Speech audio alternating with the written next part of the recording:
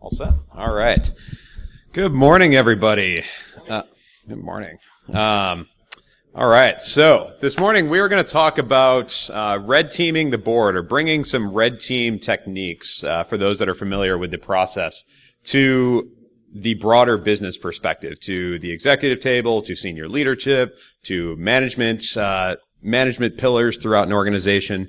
And we're going to talk about why we need to do that, what the current state of how security is currently functioning within organizations, and then some techniques, tactics, et cetera, for how we can get to, how we can start to apply some of these, bridge the gap, things into the business sense to get more of what we actually want to do. So really quick, who am I? So I run the trust and security team at a company called Nuna.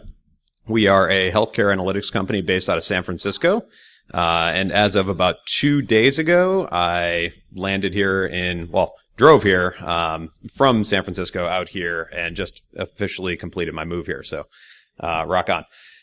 And I was a former red team director at Cigital. So I used to do a lot of very hands-on technical red teaming where it was more, the black mask, social engineering, break into stuff, hacking a lot of things, all of that. And so I got a lot of perspective around working with a bunch of different companies and seeing how red teaming works in the financial services sector, to the healthcare sector, to insurance, et cetera, to see what things are of concern to those types of industries.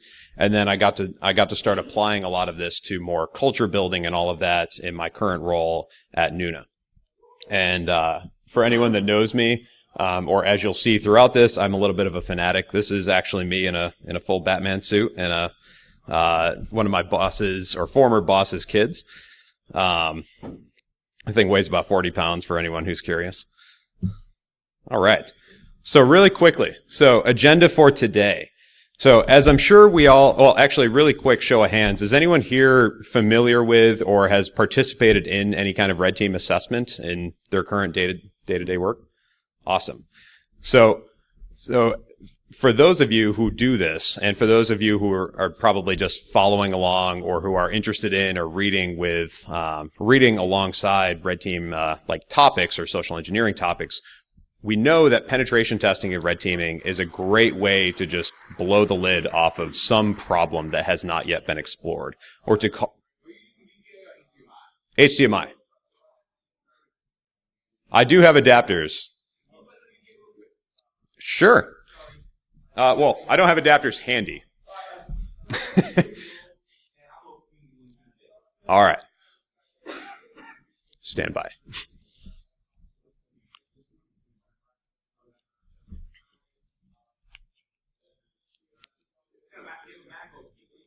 Mac.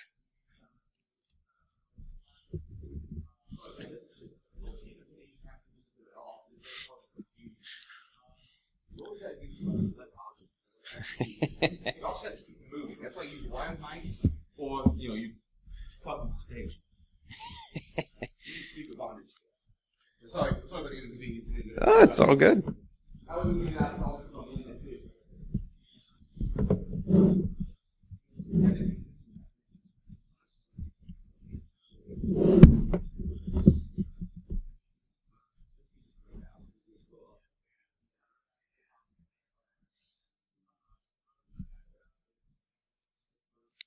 We good?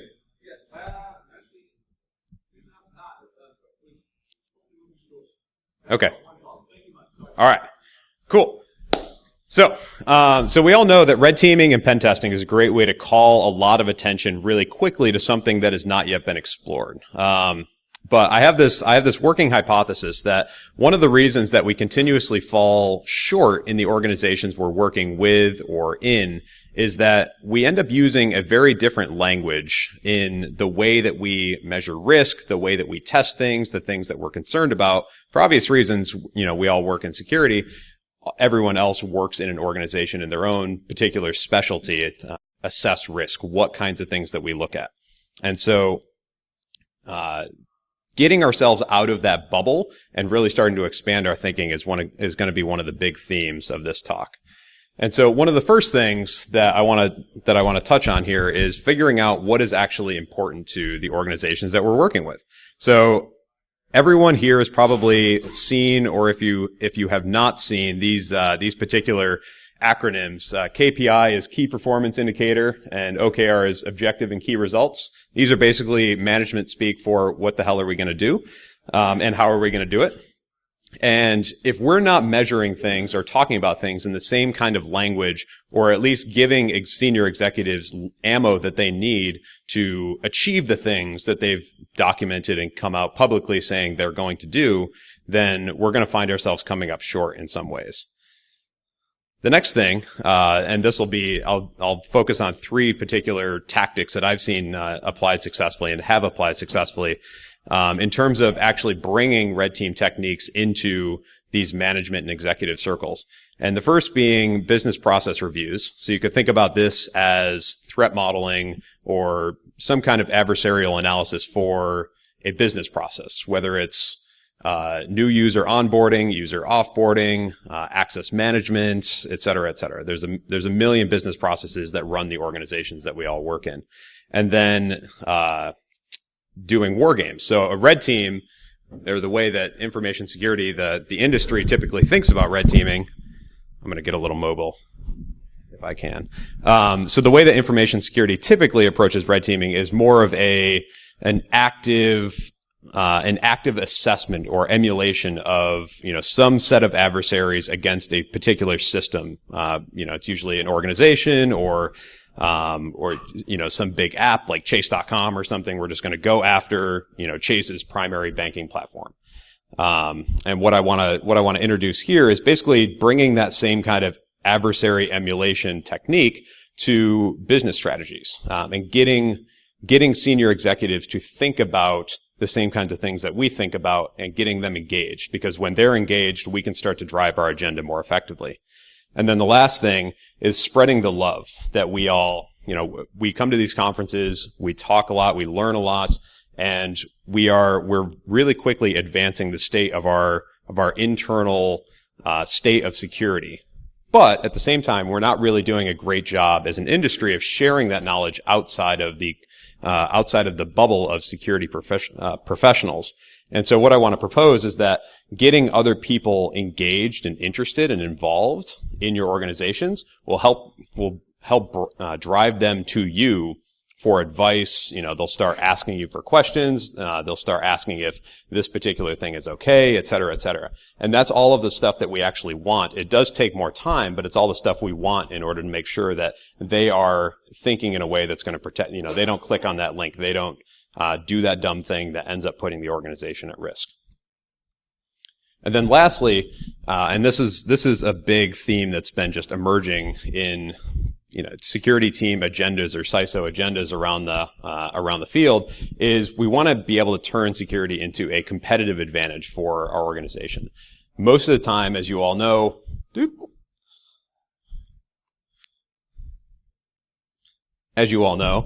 security and IT and other internal service organizations are cost centers within an organization. So all they do is take more budget. They always want more budget because there's always more risk to reduce, and they don't actually lead to any increase in bottom line for the organization that they're servicing. And so instead of consistently being the team that is pointing out problems and saying no, we want to gain trust in with the senior executives that we're working with, the other department heads that we're working with, and we want to be able to help enable them to do their jobs more effectively. So even though we're not bringing in dollars, we're helping them earn more dollars and more effectively and safely. And so you probably all are asking yourself, first off, who really cares?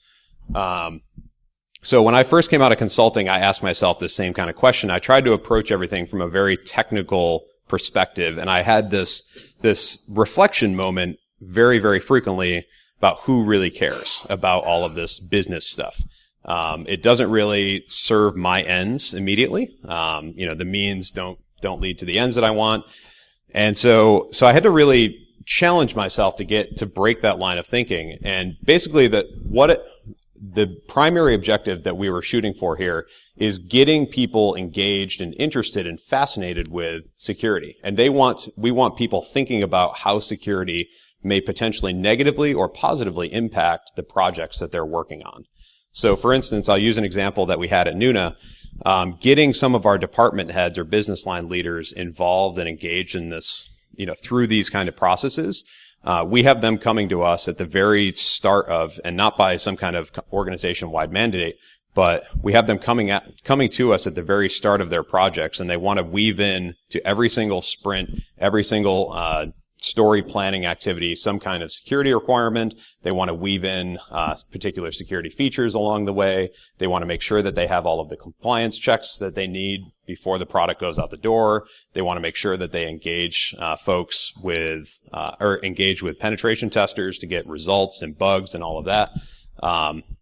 And so ultimately what we were trying to drive for is getting our users and our department heads interested in what we're trying to get them interested in, because at the end of the day, most security teams cannot scale or cannot keep up to the kind of scale that we actually need to service the organizations that we are. All right. So really quickly, reflection time. Where do we stand today? So as I mentioned, and as you all very well know, security is a cost center. I mentioned this before, but we are very, very focused on technology and social issues, and social issues to the extent that people are clicking on links. We know social engineering is bad, phishing is rampant, all of that. But beyond that, we don't really embrace the social factor. And then in a lot of cases, we talk about and we frame issues as though ours should always take precedent. And so this is one thing that we've been in pretty heated debates internally at Nuna in terms of, I'll use an example. I'll use another example just to drive the point home. A few members of our team felt very strongly that we should completely block off any kind of work from international locations. There was a really big, with all of the stories emerging about, like the CBP and border protection, seizing laptops, forcing people to get into them, et cetera, et cetera. There was a lot of talk about, well, our laptops, anytime somebody travels, they're automatically going to be backdoored, et cetera, et cetera. And so we should just completely block off any kind of international travel, full stop. But working in San Francisco and having a very diverse, employee base as we do, that would be a huge, huge, huge business disruptor. And so we can't just full stop say nobody can work internationally. And so we end up having these kind of discussions that, we have to start framing things in a business context in terms of how much is that actually going to cost us in productivity loss? Is there a better, smarter way to potentially remediate the risk? And so now we just end up giving people Chromebooks and we let them have access to certain non-PHI apps for instance, like you get access to your corporate services via Chromebook or something like that. And that is the way that you work internationally. And then everything else, you may have to go through a bastion or something like that. But anyways, this is basically how I ended up when I first joined Nuna. This was essentially how I kind of burst onto the scene in terms of it was a small startup. They had a few products out there already. There was all sorts of technical risk, as you might imagine, with an emerging company. And there was a lot of just technical risk to be remediated. And unfortunately, none of the vulnerabilities that I could really bring to the table could actually be remediated. If you started to dig in and shave the yak, if you will, a lot of these systems weren't necessarily redeployable instantaneously. They couldn't be maintained in an agile way, in the sense that if we wanted to bring something down, patch it, bring it back up, or apply some code level patch, that we could instantaneously do that. And so in order for the organization and engineering teams to facilitate the requests that I had to start fixing vulnerabilities, they would have to carve out weeks of their time to, just to make simple changes. And from a business perspective, it really forced us into say, well, what's the real likelihood that this particular thing is going to get, that this risk is going to be actualized? And what, if that risk does get actualized, how much will it realistically cost us? Because this is basically what ended up happening to me when I when I came in like this, I ended up like that. And I know that has happened to a lot of, in talking to peers and all of that, peers and friends in the industry. I know that's happened to a lot of different folks, especially, those working in a consulting capacity. We have this tendency to just burst onto the scene like, the experts, kick the door down and, we start just like lighting up reports and shooting PDFs all over the place. And we're saying, all of these things are wrong. And so go fix them all. And what happens most of the time is whoever's running the show, they'll start shipping said PDFs out, around the company. They'll say, "Oh yeah, that's great," and nothing will end up happening with it, which is really unfortunate. And that is of course not what we actually want to accomplish. We don't want to just find stuff. We want to make sure stuff is protected. And so I mentioned this a little bit ago, the language disconnect. So by people just shouting stuff out, if I was to say I had a high-risk vulnerability, or this SQL injection was high risk, what would that mean to somebody? And please just shout out.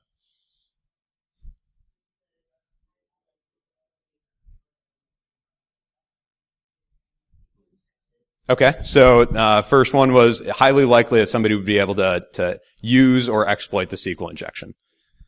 Anybody else? Okay, so it might mean that there's some kind of data exfil there. Anybody else? Big impact on the company. All right. So thank you for those. So all three of those things are technically probably right in this context. However, our counterparts in the organization, they end up using these kind of terms. If you think about finance teams, they use risk and threat and stuff in very specific ways. And our industry is one of the only ones, at least that I know of, obviously because I work and live and breathe this stuff, but we don't conform to the definitions that other kinds of teams or other professionals have for these particular definitions, and we also don't even agree on them within our own industry. So if we can't agree on things within our own field, and we have, let's say, 5 security professionals on a particular team, and they're all thinking about risk and threats in a different way, and we can't uniformly communicate that to an executive who we're expecting to allocate budget towards something, you're gonna have a really hard sell on your hands. Give me 1 second.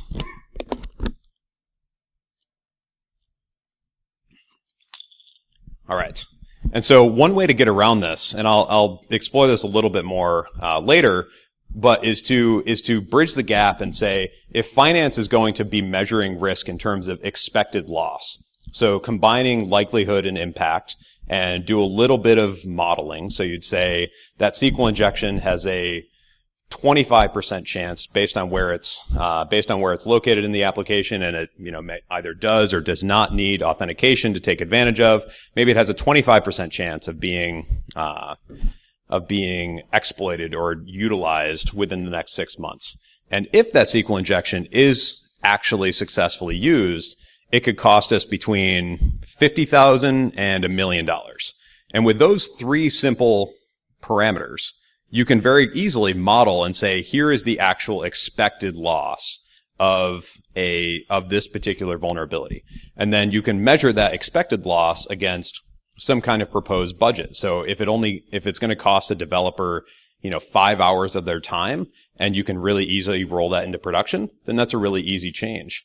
However, if that same thing, like if you walked into a system like I walked into initially, and you couldn't actually make a change to the application, and let's say your expected loss was $75,000 after all things being modeled, and your remediation cost was going to potentially be several $100,000, then it's a more interesting business decision, and we can't necessarily just come in screaming and saying my issues are more important than the business's issues, because at the end of the day, it's all money.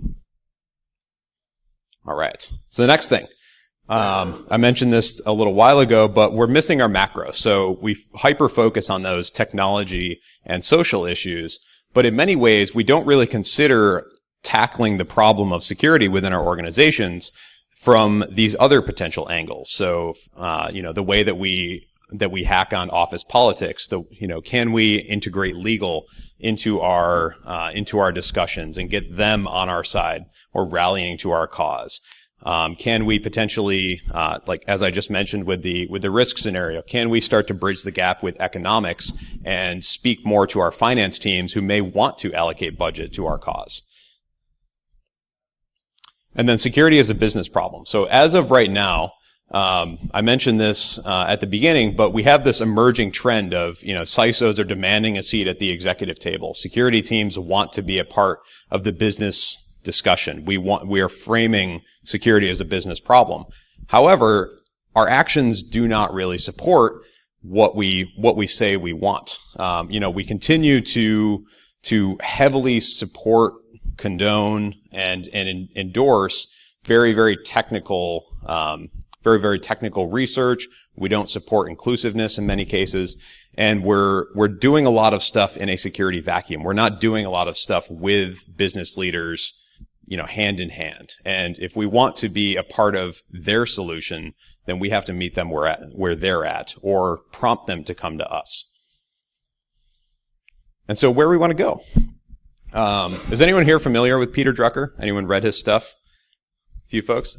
Excellent. So Peter Drucker is this management consultant guy, and he has this quote that I really, really, really like. It is the best way to predict the future is to create it, quite simply. So what we mean by that is if we want to be a part of the business discussion, the business problem, frame security as a business issue, then we have to start creating situations within our organizations that allow us to do that. And that's where I'm going to dig into these three particular techniques. First one, this is focused on the business process reviews. So the CIA, they declassified this simple sabotage field manual a few years ago. And basically, if you read it, it is basically their manual or their set of standards or guidelines on instigating a completely hellish bureaucracy within some system that they want to disrupt or influence or control or something to that effect. And when we started digging into our own business processes, we ended up finding a lot of really wonky things. Like some of the principles in there are, try to instigate as many meetings or get as many stakeholders in the room to make any kind of decision possible. Has anyone ever been in a meeting where somebody wanted to pull in 30 other people to make a decision to something? I know I have. And what happens in that situation is you either never arrive at some kind of consensus, and that thing never ends up getting done unless you kick it down the road, and 6 months later you bring it up and try to, you either hope that those other people are out sick or you don't include the people who originally proposed bringing 30 others into the room, something like that.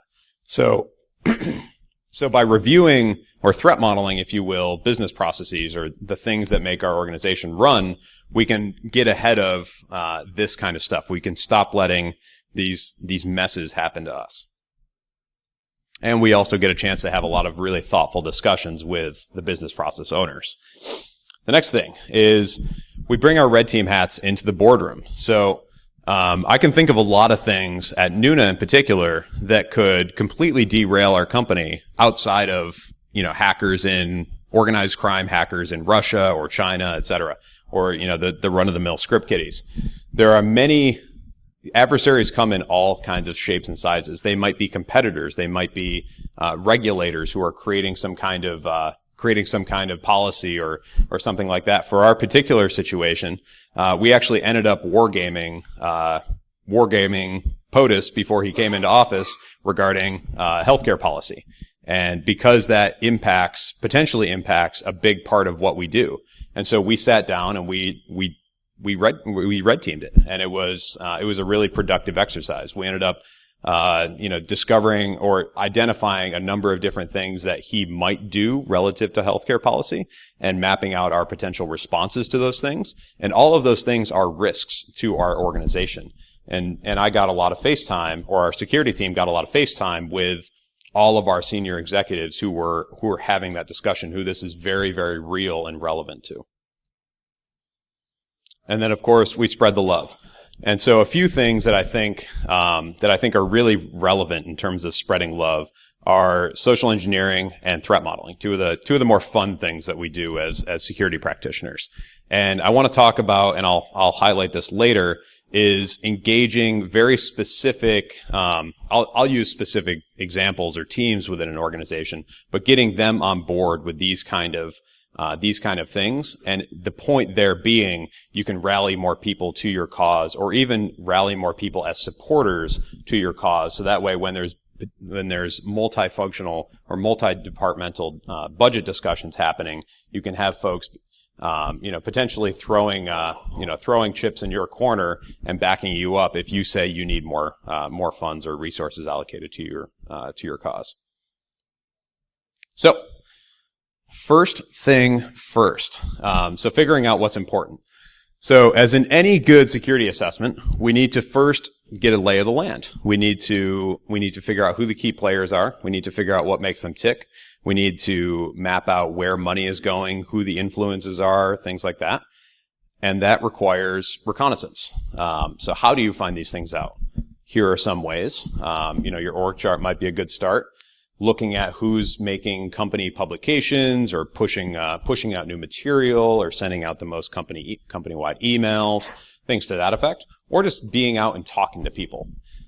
Figuring out who is making the decisions and who is really driving things is really, really clutch. And you can just take notes of all those things, map those people out, and then when you have that list of people, their departments, maybe who works for them, who they report to, etc., you can start to pull together some of the things that are relevant to them from the things that they're publishing. Maybe that's OKRs or KPIs that they've committed to, or that their team has committed to. Maybe that's what their last 10 emails have been about, things to that effect. But map all of this stuff out as you would in any kind of social engineering or security assessment where you're preparing and doing your reconnaissance and figuring out what's relevant and where you actually want to test. Because you can't test everything, as you guys know. But, you want to spend your time where it's going to have the most impact, where you're going to drive home the biggest win. So next thing. That was quick and easy. We know where we potentially need to start. That was step one. The next thing is actually digging into some of these business processes. So the way that we started this, and I mentioned this earlier, is that this is basically threat modeling for business processes. If you're to map out flowchart style, a business process like onboarding a new user, which is an important thing, or providing a new access request. I'm sure we're all quite familiar with some of the breaches that have happened where somebody just has, or some system has, too much access to some set of resources that they don't need. Or they changed teams or changed departments or left the company and that access was never removed. Things to that effect. And so mapping these things out very clearly, you can see who's involved, maybe what data relative to some classification is flowing through that business process, what systems or vendors are involved. Maybe there's a decision point that needs to be made and how that potentially happens. And you can start to overlay threats and controls and things like that on top of these business processes. And let's say you have, from your initial research, you've identified, maybe your time is best spent in one particular department. Like maybe everything kind of flows through there. Then maybe you start there and identify maybe what that department's top 10 business processes are. Like what makes them tick, what makes them run. And from there, start to map this stuff out. And if you have, let's say their top 5 business processes have a lot of controls in place, like not everything you're going to need to step in and swoop in and save the day. But maybe their top 5 are very well guarded, and maybe their latter 5, they have one control each, and maybe those controls are policies or procedures. And I'm sure we're all familiar with that oh so great feeling where you publish a policy, nobody reads it, nobody follows it, nobody implements it, and you're just kind of dead in the water, pointing to the policy and saying, well, we wrote this thing, it shouldn't function this way, it is functioning this way, so you're in violation of XYZ. So ultimately what we want is to actually create tangible, maybe technical controls or procedural controls, something to that effect. We want to codify in some form or fashion controls that get us above and beyond simple policies. And when we did this at Nuna, we were initially really concerned. This was more of an experiment for us, but we were initially really concerned about inadvertently taking on a lot of ownership of stuff. We didn't want to end up owning user onboarding and offboarding. We didn't want to own data access requests and approvals. We didn't want to own system maintenance for systems that were not even relevant to us, et cetera, et cetera. But as we engaged with these people and we just helped them think through their problems, we found that we weren't actually, we as a security team, we were wasting a lot of time, and we did this, when we did this on ourselves, we were not keeping our house in nearly as proper order as we expected we were. But the teams that were having these assessments done to them, they were also much more engaged, and they didn't want to give up ownership because they had a clear roadmap once something was mapped out and modeled in terms of how they could make it even better, how they could improve, et cetera, et cetera. So we got to be the ones coming in and helping, but not necessarily coming in and owning. And of course, that is not necessarily some kind of law that would be universally applicable, but it is something that you would want to, if you do engage or apply this tactic, you would want to be very aware of not taking on ownership of all these things, because that will further overwhelm your team, and that's exactly what we're trying to get away from. We just want to be advisors. And then maintaining the thing. So in our particular case, we ended up just creating, I want to say like draw.io diagrams or something. We're moving to something that is actually codified right now. And so we can script out what a business process looks like and overlay controls and such on there. But we create it, initially whiteboard it, then model it, overlay threats, overlay controls, overlay breakpoints and risks, et cetera, onto our diagram. And then we give it to the owning team, the owning department head, whoever is in charge of that business process. And we keep record of that, so we have just links to everything. We have a little bit of an internal database, and we would go through and periodically, like every 6 months or so, we just ping them quickly. Hey, just wanted to check in. Has this thing changed really critically? We know it's something that's really big for you guys. Let us know how we can help. And it gets them thinking about making sure that they're actually maintaining a process. Some things that we found when we went through this in particular, like the regular updates, is that offboarding, user offboarding for contractors or employees was something not being frequently updated. And we had to kind of insert ourselves into that a little bit and help keep that updated and make sure that all systems that were not integrated into Active Directory were being included in this offboarding process, because, of course, we don't want, somebody leaving the company and them retaining, why does this keep doing it? We don't want them retaining some kind of access after they leave the company. That is, of course, a bad thing, and in violation of some HIPAA and high trust compliance stuff that we're subject to. And as you have all of these risks, one of the great things that you can do here is going through that same kind of risk assessment process we talked about earlier. However you do risk assessments at your organization, but through this, you will end up identifying a whole bunch of risks, a whole bunch of potential issues. And because not just security issues are not the only things that can affect in a negative fashion our organizations, you can walk them through the things that scare you relative to that business process. You can walk them through how you would gauge how important something is and have a really productive conversation about it. All right. So moving into wargaming, something a little bit more fun and exciting. So the way that we approach this, and there's a million ways that you could have more of a tabletop slide-based exercise. You can do full-on role-playing, et cetera, et cetera. We ended up taking the role-playing approach, and found it worked pretty well. And basically what we did is we took, some kind of business strategy, some kind of tactic that we wanted to apply, some product we wanted to roll out, something to that effect, or the healthcare policy situation that I mentioned earlier. And we want to answer a couple of key questions initially. Who are the adversaries relative to this particular scenario that we're going to model? and why might they want to? Like, why are they adversaries? Maybe maybe it's more institutional, like a regulator is going to create policy and create legislation and such, or maybe a competitor might be entering into a new market and, they're just trying to expand their market share or roll in a new product or something to that effect. What are they willing to do is a really key question. So sometimes they might be willing to create a price war with you, for instance. They might be willing to hire a bunch of your key people. They might be willing to go to conferences and start collect competitive intelligence from folks from your organization who are also attending that conference, something like that. And then most importantly, what are we going to do about it is the thing that you answer through and after the war game. So after you model all of these situations, you want to have some kind of plan so you're not caught with your pants down when and if something happens.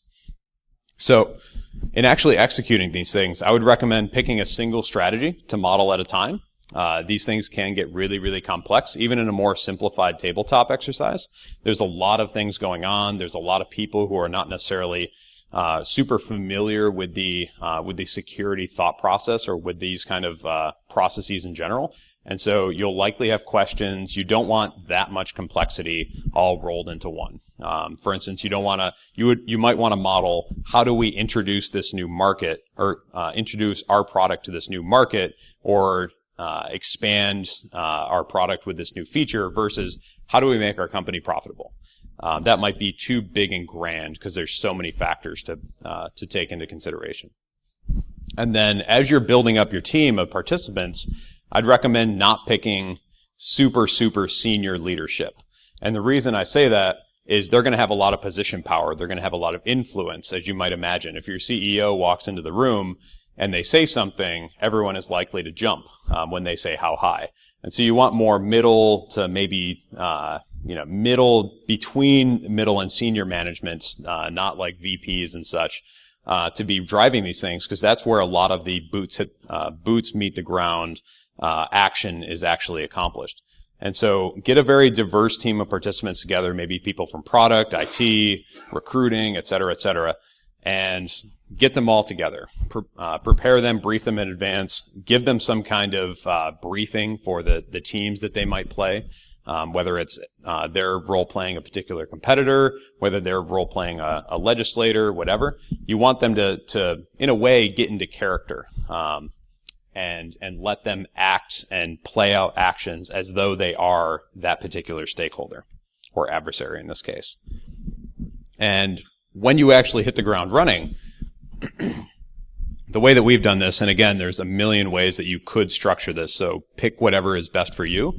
But we would start by having the home team or the Nuna team present our initial solution or present our initial strategy. And then each team sits back, they understand it, they internalize it, they have a little bit of time to plan because they didn't know what that was specifically going to be. And then they put together, through the character teams that they're in, they put together their responses to that particular strategy. And have each team go through and present a rebuttal in terms of how they would respond to this particular rollout of strategy. And then you can do as many rounds as you want in terms of, all right, basically play chess with it. So we did this was their counter move, this is how we're going to move again, and you can go back and forth. I would recommend like 1 to 2 rounds, and then you can start to talk about it and talk about strategies. Yeah, question.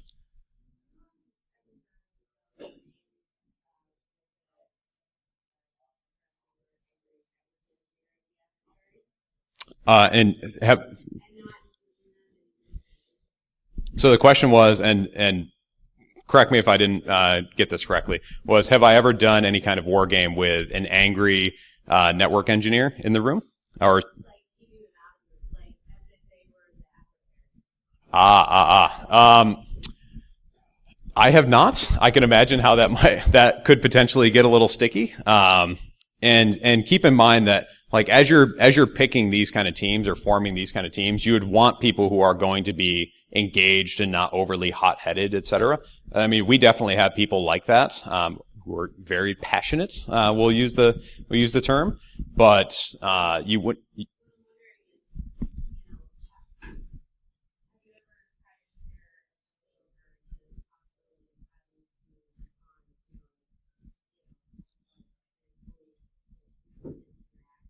Okay. So the question was, just to repeat for everyone, whether we had, war games, more of like an insider threat, a disgruntled employee. I see. We absolutely have. Yes. I thought you were talking about a participant in the game. I'm sorry. So in terms of, like our own security team simulations, we'll typically do this via tabletop exercises and complement it with like scanning data and things like that, so we could see just how prevalent somebody's access is. So we would get more of a, like, the briefing for that would be more geared around, okay.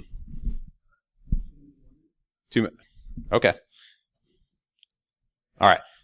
We'll talk more about that afterwards. But yes, this next one, so spreading the security love. So I mentioned this earlier, social engineering and threat modeling, I think, are great ways to engage other people. And basically this is all about, getting them excited about security techniques, security tactics, et cetera. And so one thing I've seen, applied pretty successfully is open source intelligence. So getting people who are going to conferences prepped on how some kind of adversary might creep on them, basically, and give them potentially those tools to creep on others. If you're talking about salespeople, they use the same kind of vernacular that we do in terms of breaking into an organization. They'll say breaking into an account. And so there's a lot of overlap in terms of what we can teach them about how to potentially do their job a little bit more efficiently and effectively. Of course, ethically and all of that. And then, if you are staying in line with the social engineering theme, if you are preparing people to go to conferences and go and start engaging with others, how do they frame their narrative so that they can make, the best impression? How do they get the information that they want, get to the yes, et cetera? You can have conversations with them about body language, about like language analysis based on somebody's Twitter account, so they can send really effective emails. It's basically a spearfish, things like that. My wife is actually in sales, and we creep and do all sorts of funny stuff like this. I'll point you guys to some sites afterwards if you're interested. And I'll skip over this because of time. And if anyone wants to chat more about this stuff afterwards, please let me know. But concluding remarks. So none of this is not necessarily a step-by-step, play-by-play thing that is going to get you instantaneously a seat at the executive or board table. The real point of all of this is to change the way typically security teams work in a push information flow model. We're constantly pushing stuff out, pushing new policies out, pushing vulnerabilities out, and we want to drive change that way. We want to be able to flip the script a little bit and change it into a push and pull. So people are pulling us into conversations, pulling us into planning sessions, et cetera. And how do we instigate those kind of flows of information? And so really quick, three quick things that I think would benefit everyone here. And whether you're just getting started in your career and you do this on a smaller scale, or whether you're a senior executive or director, et cetera, and you're doing this across an entire organization. But first thing, set up meetings or set up some kind of discussion with people outside of your immediate purview. Set up one-on-ones, take them out to lunch, take them out to coffee, et cetera, and start to understand what is important to them. Find a way to play some kind of war game, simulate some kind of business process. Whatever it happens to be, find some kind of situation, get people excited about it, and if you can, try something out. Even if it's not a big coordinated role play game, even if you just put a couple of crazy ideas in a slide deck and walk through, what happens if our corporate Twitter account gets hijacked? What next? And just keep asking, what next? If this, then what? And have people walk through those. Those can be very, very informative. And then I'm a big fan of the what gets measured gets managed. So set some goals for yourself. When I first started this out, I made very small quantitative goals for myself. So setting up meetings with X number of people outside of the security and engineering teams. Play one war game in the quarter that's more focused on a business problem versus a technical one. Excuse me. And through that quantitative goal setting, you have to be ready to, at some kind of regular cadence, reassess and analyze how you're doing, and of course, iterate on your own process. So you want to be improving and figuring out ways that you can realign your goals, reset your goals, so you're always getting bigger, and your presence is getting bigger and bigger and bigger, and you're pulling more and more people in. And I'm going to end on that. Please come hunt me down afterwards. I'll be here the rest of the day, and thank you very much.